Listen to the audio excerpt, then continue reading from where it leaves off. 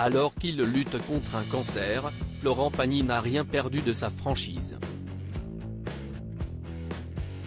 Et apporte un soutien affiché à Emmanuel Macron dans un entretien accordé à nos confrères de Libération, le 13 juin 2023. Il y a les pour et il y a les contre, chacun son avis. Un président de la République laisse rarement indifférent.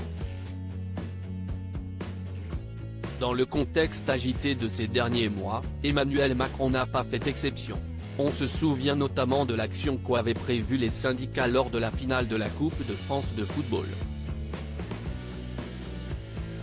Lors d'une interview aux 20h de TF1, le président s'est agacé d'une question de Gilles Boulot sur son caractère jugé méprisant par certains Français. Quelques minutes après cette séquence, son petit-neveu était agressé devant sa chocolaterie à Amiens. Un acte grave qui a provoqué la colère de la première dame. Florent Pagny apporte un soutien sans faille à Emmanuel Macron malmené ces derniers temps. Le président peut compter sur un soutien de poids, celui de Florent Pagny. Le célèbre chanteur n'est pas un adepte de langue de bois. En avril 2023, le chanteur évoquait ainsi sa relation avec Vanessa Paradis, alors que celle-ci était encore mineure. Il sauvera toutefois l'adolescente d'un tournage. Depuis, et malgré une rupture très difficile, Vanessa Paradis et Florent Pagny sont devenus amis. En décembre 2017, le ténor avait refusé de porter le cercueil de Johnny Hallyday, pour une raison bien précise, qu'il avait tenu à dévoiler. Dans une interview accordée le mardi 13 juin 2023 pour les colonnes de Libération, Florent Pagny se livre à nouveau, sans filtre, et en profite pour dire tout le bien qu'il pense du premier personnage de l'État. Le journal écrit en effet, politiquement, le chanteur ne se sent pas vraiment raccord avec l'époque dans un monde où le premier degré est roi et la polémique de rigueur. Heureusement, Emmanuel Macron se tient là.